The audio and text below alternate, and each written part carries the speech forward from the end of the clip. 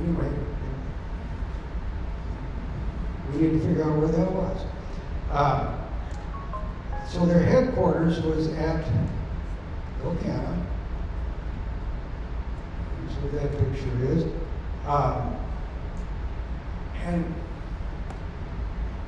so these 17 contractors, they sent 2 of them from Ocana with their equipment and everything up to Big Delta or Buffalo Center. Osterman was the road contractor. He headed east towards Toll, pioneering through the trees. And Graves Construction followed him until they got to the Gristle River, and that's where Graves stopped. They set up their camp.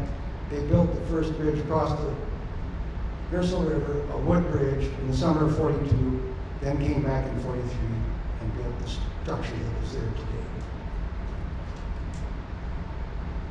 This is a picture of pioneering through the trees.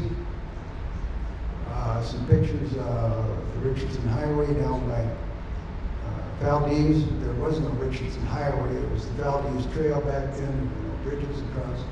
They either hauled or drove their cats to where they needed to go.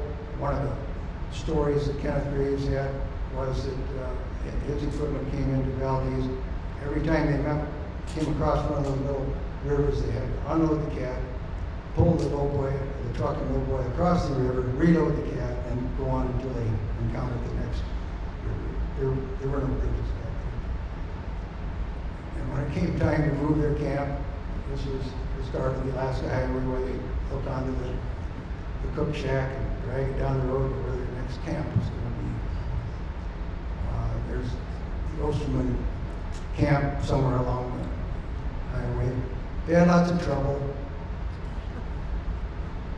Lots of equipment broke down. Lots of equipment got stuck out in the rivers. More equipment stuck out in the rivers. Now, this is what they built first. They called this a trestle. And they did that so they could get across the river. This is the Gristle River. And then they built a wood structure that more resembled a bridge. This is summer of '42. This one here is the picture is the Johnson River.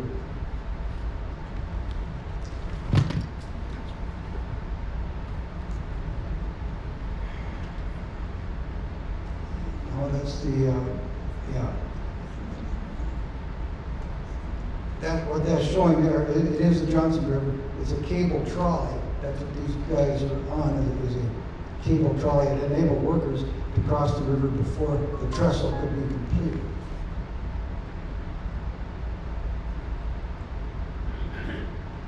Now, they're driving, it's a pile driver, and what they're driving, this is up in Tanana River, north of Delta here, they're using rails that were salvaged from Chittenden.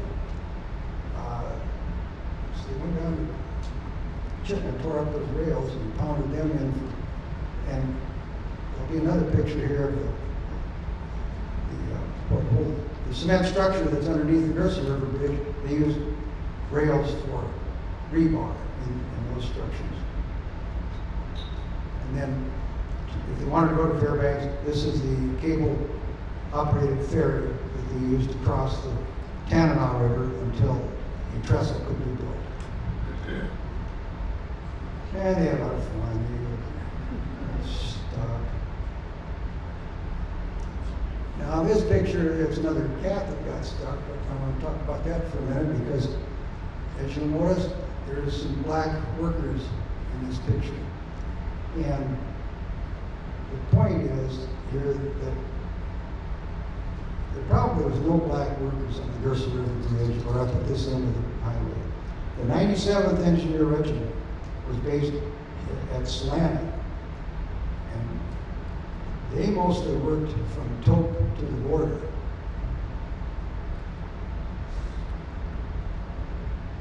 So back to talking about Lytle and Green, together with 18 contractors, were called the Iowa Expeditionary Force, together with the Army Corps of Engineers, the 97th Regiment, built the Alaska Highway from the Canadian border to what is now Delta Junction. From the Lytle and Green base at Lacona, contractors moved to Tok and worked both east and west. Osterman and Graves went to Buffalo Center to start, worked to the east towards Tok. Graves construction, the bridge builder would follow Osterman and set up their camp. Their meeting point was the Robertson River. The contractors working from the west to the east met up with the contractors working from Tok west towards Delta Junction. They met up at the Robertson River and they called it a Golden Spike event. A picture of some truck dropping through a wood bridge.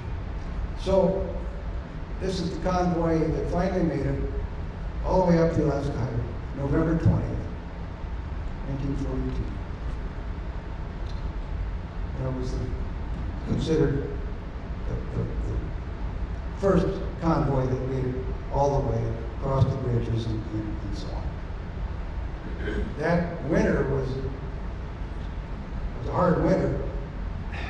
When they came back, these guys came back in the spring when they needed to start work again. They're standing on the hood of the cat that's off the Ursa River. I don't know.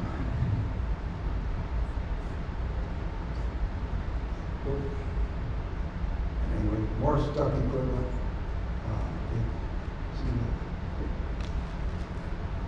A lot of that. Truck tipped over, went through the ice. So spring of '43, things started to thaw out. It was a mess, as you might expect.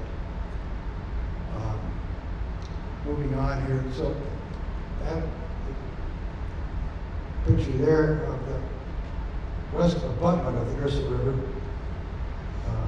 The upper picture is the temporary trestle on the Robertson River,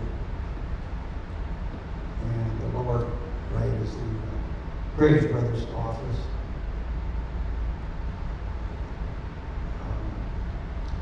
So lower left, that's Bill Graves. The lower right picture is the concrete pier in the Ursa River that used rails from Chittenden for rebar. So there would have been 9 or 10 of those that were constructed to hold up the bridge. It's a picture of the Robinson, which we've been debating if that was the finished product or not. It was pretty narrow. This is a picture of the Johnson River, spanned with 4 200-foot spans, 160-foot span. Big Ursa River, when it was completed. Gravel crushing crew. So that picture is of the Ursa River. I took that picture a couple years ago.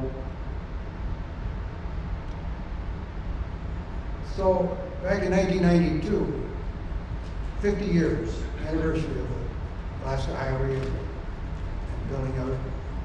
Kenneth Graves brought his family to Delta Junction. He wanted to show them. So